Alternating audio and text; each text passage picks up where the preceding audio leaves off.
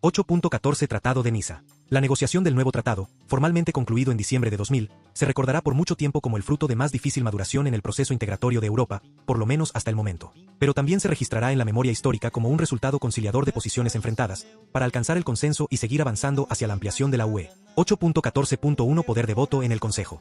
El conjunto de los problemas suscitados en la materia se resolvió estableciendo una nueva ponderación para los 15, así como para los nuevos 12 que entrarán en la Unión, sucesivamente, a partir de mayo del 2004. De forma tal que, al 1 de enero del 2005, en el nuevo Consejo los Estados miembros de Alemania, Francia, Reino Unido e Italia tendrán 29 votos cada uno, España y Polonia, 27, Rumanía, 14, y Holanda, 13, para descender luego hasta llegar a los 3 de Malta. Por lo demás, la redistribución de votos se completó con el mecanismo de las 3 llaves para lograr la mayoría cualificada.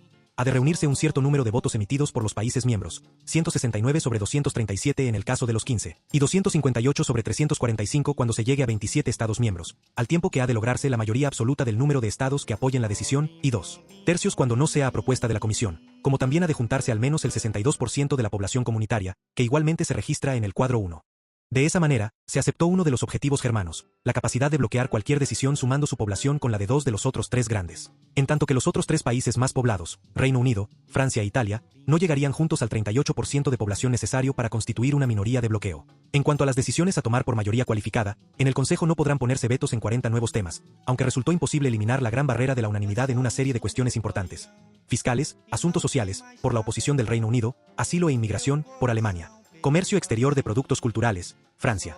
En tanto que España utilizó el veto para mantener los fondos estructurales hasta el año 2012. En el cuadro número 2 se recogen las comparaciones de los Estados miembros en términos de habitantes por voto y cuota de poder, tanto para los 15, como para los futuros 27. Destaquemos, igualmente, que desde el 2002 habrá una reunión del Consejo Europeo por cada presidencia a celebrar en Bruselas. Y a partir del momento en que la UE cuente con 18 Estados miembros, y para simplificar, habida cuenta de las complicaciones de tantos Estados miembros, todas las reuniones serán en la capital de la Unión.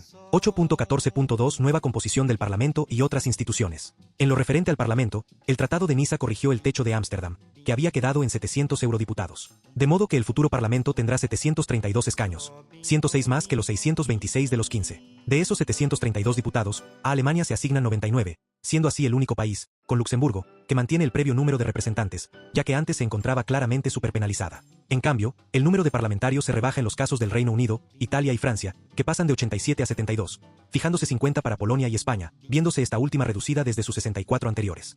Los demás estados tendrán una representación que varía desde los 33 de Rumanía a los 5 de la microscópica Malta. La nueva representación de cada estado miembro de los 15 tiene como fecha de entrada en vigor el 1 de enero del 2004, de cara a las elecciones europeas de ese año.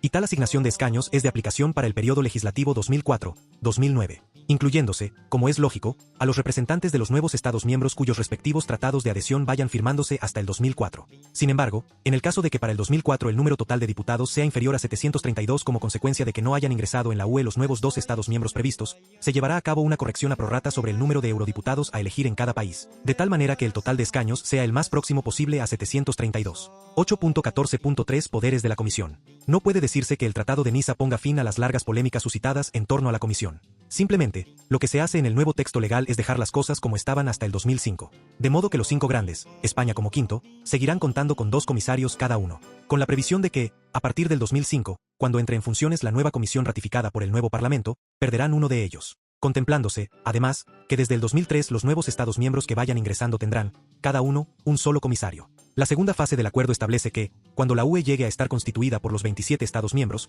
se decidirá por unanimidad sobre la futura composición del gobierno comunitario. De tal forma que el número definitivo se situaría en no más de 27, o podría bajar otra vez a 20. En esta última hipótesis, no habría más remedio que fijar un sistema de rotación.